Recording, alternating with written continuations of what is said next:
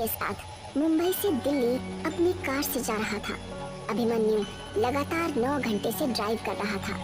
लगातार ड्राइव करने की वजह से उसे बहुत थकान महसूस हो रही थी। अभिमन्यु, मुझे लगता है कि हमें राजस्थान से शॉर्टकट होकर दिल्ली जाना चाहिए। 2 घंटे पहले ही पहुंच जाएंगे। वैसे लगातार कार ड्राइव करते करते मेरी हालत खराब हो गई है और ऊपर से पेट्रोल भी बहुत कम हो रहा है। ये कहानी भरतपुर गांव के शेट्टी परिवार की कहानी है, जिसमें हरिवंश शेट्टी अपनी पत्नी और 3 बेटियों के साथ रहता है।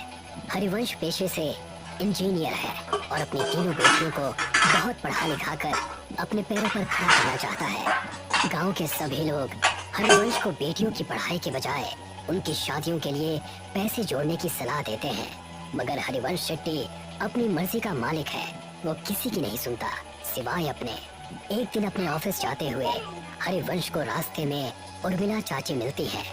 बेटा, मैंने तुम्हें मना किया था ना बेटियों को इतना पढ़ाने से, मगर मैंने सुना है तू उन्हें विदेश भेजने की तैयारी कर रहा है। हाँ चाची, आजकल के बच्चे पढ़े लिखे होते हैं और सब अपने पैरों पर खड़े होते हैं। मैं भी अपनी बेटियों को बहुत पढ़ाना लिखाना चाहता हूँ। एक बार अपने पैरों पर खड़ी हो जाए, उसके बाद शादी की सोचेंगे। मगर बेटा, उनकी शादी। ओफो चाची, अभी वो तीनों बहुत छोटी हैं। तुम उनकी चिंता मत करो, मैं हूँ ना, मैं सब संभाल लूंगा। इतना कहकर हरिवंश अपने ऑफिस के लिए निकल जाता है। उसके ऑफिस पहुँचते ही उसे खबर मिलती है कि गांव में भूकंप आया है और सब बर्बाद हो गया है। हरिवंश वापस घर पहुँचता है और देखता है कि उसका पूरा गांव बर्बाद हो गया है।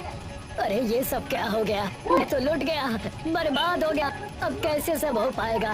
मेरी बेटियां कैसे विदेश जाएंगी और आगे की पढ़ाई करेंगी? अजी, नुकसान तो पूरे गांव का हुआ है, मगर भगवान की कृपा है कि हम में से किसी को कुछ नहीं हुआ। सभी लोग जल्दी से जल्दी गांव को खाली कर दो, सरकार ने कहा है। यहाँ अभी और बड़े भूकंप आने वाले हैं। देखते ही देखते पूरा गांव नदी पार करने के लिए इकट्ठा हो जाता है। सभी नदी के किनारे खड़े चिट्ठी का इंतजार करते हैं। वहीं हरिवंश शेट्टी का परिवार भी अपने नंबर का इंतजार करता है। हरिवंश किसी सोच में डूबा है, तभी उसके कंधे पर कोई हाथ रखता है। हरिवंश पलट कर देखता है तो वो डर जाता है। खून से लथपथ एक आदमी उससे कहता है, बहुत लंबा इंतजार करवाया है तूने, आखिरकार तू हमारी पकड़ में आ ही गया। हरिवंश उस आदमी को देखकर डर जाता है। वो आसपास देखता है, सभी लोग नॉर्मल हैं। ऐसा लगता है जैसे हरिवंश के अलावा किसी और को वो आदमी नजर ही नहीं आ रहा। कौन हो तुम और मेरा इंतजार क्यों कर रहे थे? आत्मा कुछ कहती कि तभी हरिवंश की सबसे छोटी बेटी उससे कहती है, पापा, हम कब से यहाँ इंतजार कर रहे हैं। सबका नंबर आ रहा है, मगर हमारा बूट में नंबर ही नहीं आ रहा। अब तो मुझे बहुत जोर से भूख भी लग रही है। क्या दिन देखने पड़ रहे हैं ना इंजीनियर। जब अपनों के साथ कुछ बुरा होता है ना, तो हमें कहीं चैन नहीं मिलता। सही कहा ना मैंने? मगर तुम हो कौन और मुझसे क्या चाहते हो? तभी हरिवंश की नजर नदी के बीचों बीच चल रही नाव पर पड़ती है, जहाँ से बहुत चीखों की आवाजें आ रही हैं। नाव नदी के बीच हिचकोले खाने लगती है। तभी हरिवंश की नजर नदी में कुछ आत्माओं पर पड़ती है, जो जेट्टी से कुछ लोगों को पानी में गिराने की कोशिश कर रहे हैं। जो आदमी नदी में गिरता जाता है, वो आत्माएं एक एक करके उनका गला मरोड़ती, तो कोई आत्मा किसी का खून पीती है। इतना भयानक मंजर देखकर हरिवंश मन में सोचता है, शायद इन आत्माओं को आदमियों से प्रॉब्लम है, इसीलिए ये सिर्फ आदमियों को मार रही है। अगर मैं मेरे परिवार के साथ गया तो ये मेरे साथ साथ उन्हें भी नुकसान पहुंचा सकती है, जो मैं बर्दाश्त नहीं कर सकता। इतना सोचते हुए हरिवंश वहाँ से उल्टा गांव की तरफ भागना शुरू करता है और उसके परिवार वाले उसे वापस आने को कहते हैं। अरे, वहाँ कहाँ जा रहे हैं आप? गांव में खतरा है, लौट आइए। हाँ पापा, वापस आ जाइए ना प्लीज। वहाँ मत जाइए ना पापा, वापस आ जाइए ना। मगर हरिवंश किसी की नहीं सुनता और गांव के अंदर भाग जाता है। वो जैसे ही गांव में जाता है, वो देखता है वहाँ कोई नहीं है, एकदम सन्नाटा छाया हुआ है। हरिवंश अपने उजड़े हुए गांव को चारों तरफ से देखता है। तभी उसे एक आत्मा उसकी ओर दौड़ती हुई नजर आती है। हरिवंश अपनी जान बचाकर वहां से भागता है। भागते भागते थक जाने के बाद हरिवंश एक सरकारी स्कूल की बिल्डिंग के बाहर बैठ जाता है। वहां भी उसे सब उजड़ा हुआ दिखता है। तभी 2 छोटे बच्चों की आत्मा हरिवंश के पास आती है और उससे कहती है, अंकल, हम तो मासूम से बच्चे थे ना, आपने हमें क्यों मार दिया? अब आपका नंबर है। मैं इन बच्चों को क्यों मारूंगा भला? मैं खुद बेटियों का बाप हूँ।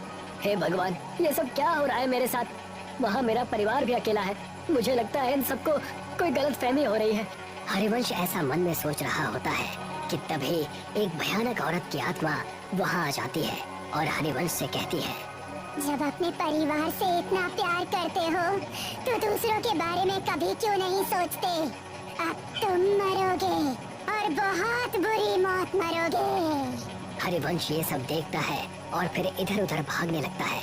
वो भागते भागते वापस नदी के किनारे आ जाता है, मगर इस बार वो देखता है कि वो जहाँ खड़ा है वहाँ कोई भी नहीं है।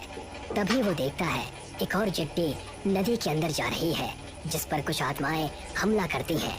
हरिवंश को ये पहले समझ में नहीं आता।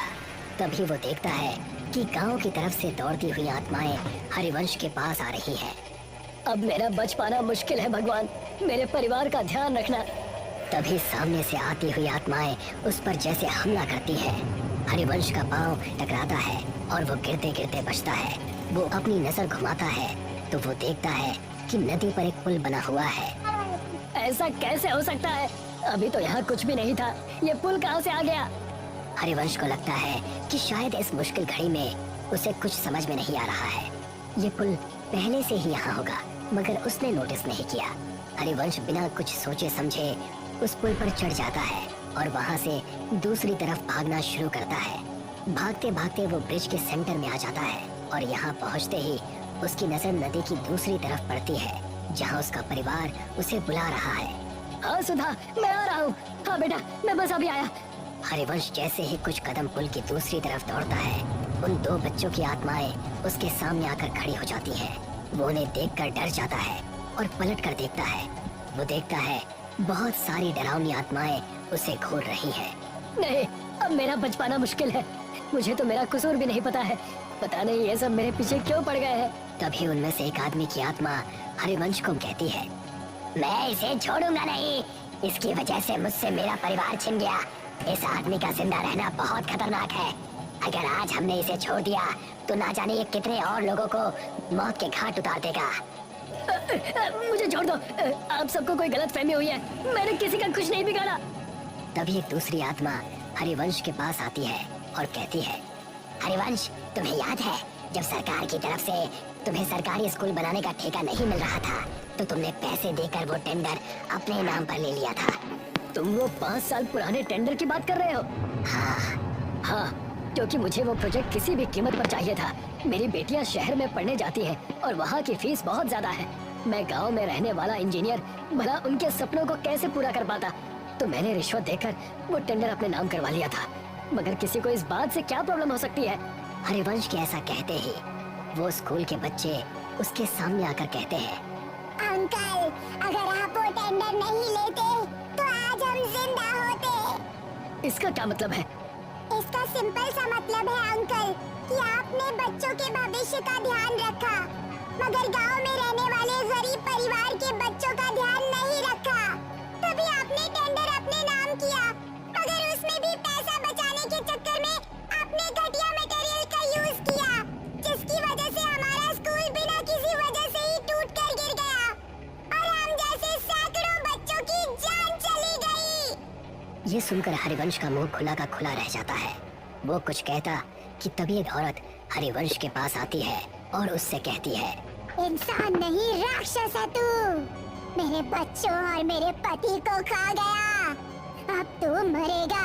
तेरे घर वाले तेरे मरने का तमाशा देखेंगे। उन आत्माओं की भीड़ में से 2 आदमियों की आत्माएं निकलती हैं और हरिवंश को हवा में उल्टा लटका देती है। उल्टा लटका हरिवंश उनसे कहता है, मेरी गलती माफी लायक तो नहीं है, मगर फिर भी मैं आप सबसे हाथ जोड़कर माफी मांगता हूँ कि मेरी भूल को माफ कर दो। तभी आत्माओं की शक्ति से उल्टा लटका हरिवंश गोल गोल चक्री के जैसे घूमने लगता है। तूने कोई भूल नहीं की इंजीनियर, तूने तो सब सोच समझ कर किया है और जो तूने किया है ना उसे पाप कहते हैं। पाप की माफी नहीं होती, उसकी सजा होती है जो अब तुझे हम देंगे। नहीं नहीं, मैंने कुछ भी जानबूझकर नहीं किया। प्लीज मुझे माफ कर दो, प्लीज जाने दो। तुझे इस दुनिया से भेजने ही तो आए हैं। तू शायद भूल रहा है इंजीनियर, तूने गांव का सिर्फ वो स्कूल ही नहीं बल्कि म्यूनिसिपल का हॉस्पिटल भी बनाया था। गांव में ऐसे कई छोटे बड़े प्रोजेक्ट हैं जो तूने पूरे किए थे।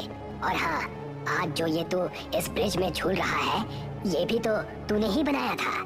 तुझे अंदाजा भी है कि तेरे बनाए गए सभी प्रोजेक्ट्स का एक जैसा ही हाल हुआ है, तो तू एक दो नहीं बल्कि हजारों मौतों का अकेला जिम्मेदार है।